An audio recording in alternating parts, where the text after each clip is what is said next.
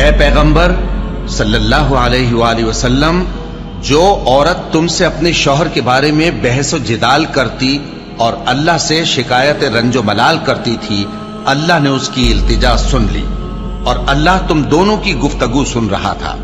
کچھ شک نہیں کہ اللہ سنتا ہے، دیکھتا ہے۔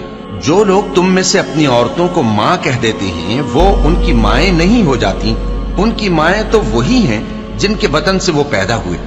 بے شک وہ نامعقول اور جھوٹی بات کہتے ہیں، اور اللہ بڑا معاف کرنے والا ہے، بخشنے والا ہے۔ اور جو لوگ اپنی بیویوں کو ماں کہہ بیٹھیں پھر اپنے قول سے رجوع کر لیں تو ان کو قربت سے پہلے ایک غلام آزاد کرنا ضرور ہے۔ مومنو، اس حکم سے تم کو نصیحت کی جاتی ہے اور جو کچھ تم کرتے ہو اللہ اس سے خبردار ہے۔ اب جس کو غلام نہ ملے وہ قربت سے پہلے لگاتار 2 مہینے کے روزے رکھے، پھر جس کو اس کا بھی مقدور نہ ہو اسے 60 محتاجوں کو کھانا کھلانا چاہیے۔ یہ حکم اس لیے ہے کہ تم اللہ اور اس کے رسول کے فرما بردار ہو جاؤ، اور یہ اللہ کی حدیں ہیں، اور نہ ماننے والوں کے لیے درد دینے والا عذاب ہے۔ صحابی ہیں اوس بن صامت، انہوں نے اپنی بیوی کو طلاق دے دی۔ ایک طلاق تھی جاہلیت کی جس میں یوں کہا جاتا تھا تو میری ماں کی طرح ہے، تو اس پر طلاق ہوتی تھی جاہلیت میں۔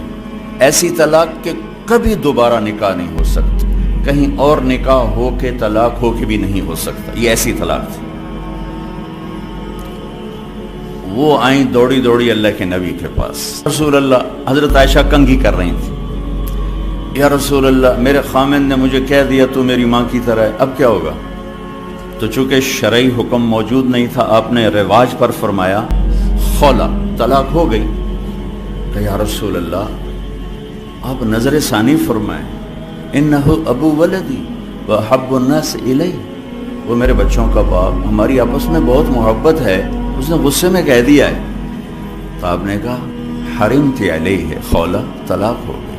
ان کا یا رسول اللہ اکل مالی وافنا شبابی ونثرت له بطنی وتفرق اہلی، یا رسول اللہ میرا بڑھاپا آ چکا ہے، میرے ماں باپ مر چکے ہیں، میرے چھوٹے چھوٹے بچے ہیں، میری جوانی ختم ہو چکی ہے، مال میرے پاس کوئی نہیں، اگر یہ طلاق ہوتی تو میں کہاں بیٹھوں، مجھے کون سہارا دے؟ تو اب چپ ہو، چونکہ وہ منوانا چاہتی، ابھی وہی کوئی آئی نہیں، آپ نے قانون ماحول رواج کے مطابق فیصلہ دے دیا ہے، تو آپ خاموش ہو گئے۔ حضرت عائشہ کنگھی فرمائی، اللہ اکبر۔ جب اس نے دیکھا کہ آپ چپ ہو گئے تو کہنے لگی اچھا آپ نہیں سنتے، میں آپ کے رب کو سناتی۔ اللہ کے نبی کہہ رہے ہیں طلاق ہو گئی، وہ کہہ رہی اچھا میں آپ کے رب سے بات کرتی ہوں۔ اس نے وہیں ہاتھ اٹھایا، اللہم انہم لی منہ صبیۃ صغار، اے میرے رب میرے چھوٹے چھوٹے بچے، ان ضممتہم الی فضاجعہم، میں اپنے پاس رکھوں تو روٹی کہاں سے کھلاؤں، ان ضممتم الیہ فضاعہ، باپ کے پاس چھوڑوں تو تربیت کون کرے گا؟ یا اللہ اب ذرا غور کے، یا اللہ اپنے نبی کی زبان پر میرے حق میں فیصلہ اتار۔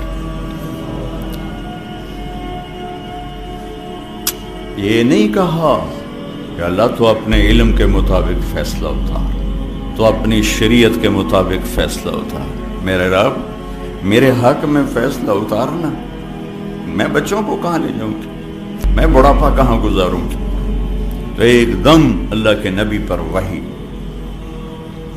تو جب وحی آتی تھی اب پسینہ پسینہ اور آنکھیں بند ہو جاتی تھی۔ تو حضرت عائشہ نے کہا خولا خولا، چپ کر چپ کر، وحی آ گئی وحی آ گئی۔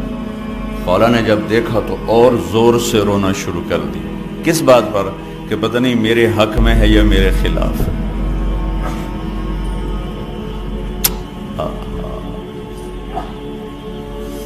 جب وحی ختم ہوئی تو آپ نے پسینہ پہنچا اور مسکراتے ہوئے فرمایا خولا تجھے مبارک ہو، اللہ نے تیرے حق میں فیصلہ دے دیا۔ اور یہ فیصلہ قرآن میں لکھا گیا ہے، اس کو قرآن کا حصہ بنایا گیا، اسے حدیث کا حصہ نہیں بنایا، اور اسے 28واں پارہ اس سے شروع کروایا گیا۔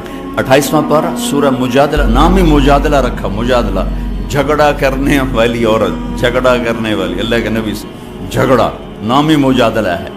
ہم نے سن لیا اس کی بات کو جو آپ سے بات کر رہی تھی، یہ تو ترجمہ ہے، لیکن صورتحال کیا ہے؟ جو ترجمہ کبھی حقیقت کو نہیں بتایا کرتا، یہ جو الفاظ ہیں یہ کیا بتا رہے ہیں، میں وہ آپ کے سامنے پیش کرنا چاہتا ہوں کہ اے میرے محبوب، یقیناً اللہ نے سنا، میں نے نہیں کہا، قد سمعت، لفظ اللہ، میرے محبوب اللہ نے اپنی اس بندی کی فریاد کو سنا جو آپ سے جھگڑا کر رہی تھی اپنے خامند کے بارے میں۔